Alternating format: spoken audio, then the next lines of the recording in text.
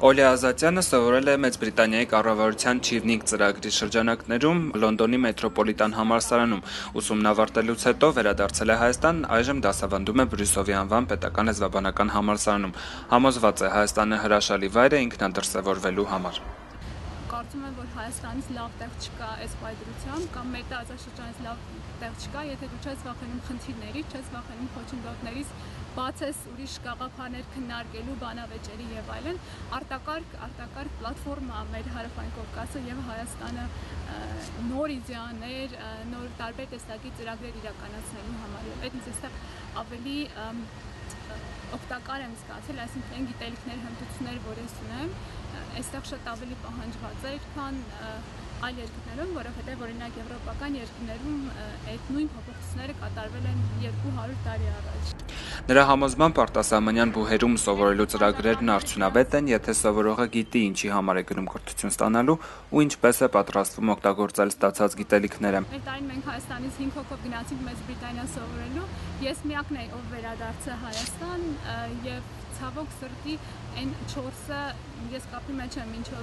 օրս իրանց հետ, այդ 4-ը որևէ ցանկություն չունեմ վերադառնալու Հայաստան տարբեր պատճառներով, հա, ես անպայման ուզում եմ նշել, որ դրանցից մեկը շատ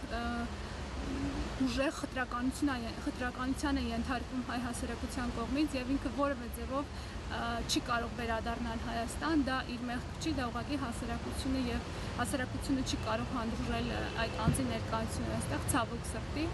Ուղղակի մյուս երկուսը ամուսնացան այնտեղ կամ իրենց եւ մնացին, ուղղակի երևի իրենց Հայաստանում չէին պատկերացնում, իսկ այն մյուսը տարբեր ծրագրերի մեջ մինչեւ հիմա փորձում են գտնել իրան, բայց չգիտեմ։ Աննա Նիկողոսյանը եւս շուտով Չիվնինգի կրթաթոշակով Անգլիա կմեկնի գենդեր, սեռականություն եւ մշակույթ բաժնում ուսանելու։ Կանանց իրավունքների պաշտպանության ոլորտում տարիներ շարունակ աշխատող Աննայի խոսքով ուսումն ավարտելուց հետո անպայման վերադառնալու է, ասում է ֆինանսական գործոնն ամենակարևորը չէ։ Հայաստանում ինչքան էլ որ դու աշխատում ես, շատ ավելի ցածր ես վարձատրվում, քան նույն աշխատանքի դիմաց կվարձատրվեիր համեմատաբար զարգացած երկրներում, բայց դա չպիտի լինի խոչընդոտ, այսինքն չեմ կարծում, որ զուտ ֆինանսական ակնկալիքներն են մեր միակ մոտիվատորը այս կյանքում, ամեն ինչ չի որ չափելի է ֆինանսներով, եւ եթե գոնե այնպիսի աշխատանք կա, որով դու կարող ես ապահովել քո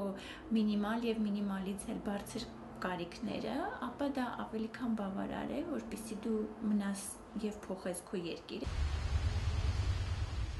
Օքսֆորդի համալսարանում սովորող Սոս Ավետիսյանը եւս պնդում է ուսումն ավարտելուց հետո կվերադառնա Հայաստան դասավանդելու։ Սոսի կարծիքով միայն լավագույն համալսարաններում ուսանելը բավարար չէ, պետք է այնպիսի մասնագիտություն ընտրել, որը կիրառելի լինի Հայաստանում։ Երկու խնդիր կա,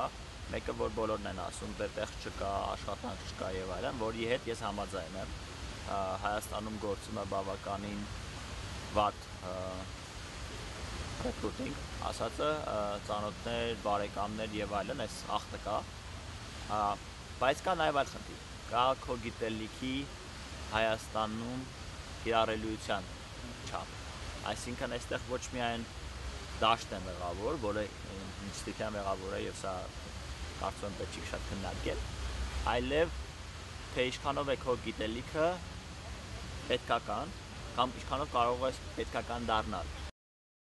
Սոսը լույս հիմնադրամի ուսանողներից է։ Հիմնադրամը հոգում է աշխարհի լավագույն համալսարաններում սովորող ուսանողների ողջ ծախսերի մինչև 50%-ը։ Հիմնադրամից մեզ հայտնեցին, որ ուսանողների 67%-ն է Հայաստանի Հանրապետության քաղաքացի, 24%-ը Ռուսաստանի ու Միացյալ Նահանգների, 9%-ը այլ երկրների քաղաքացիներ։ Լույսի տվյալներով ուսումն ավարտած հայաստանցի ուսանողների 70%-ը կամ 207 ուսանողներից 144-ը վերադարձել է Հայաստան։ Հիմնադրամը վիճակագրություն չունի, թե նրանցից քանիսն են աշխատում պետական, քանիսը մասնավոր ձեռնարկություններում։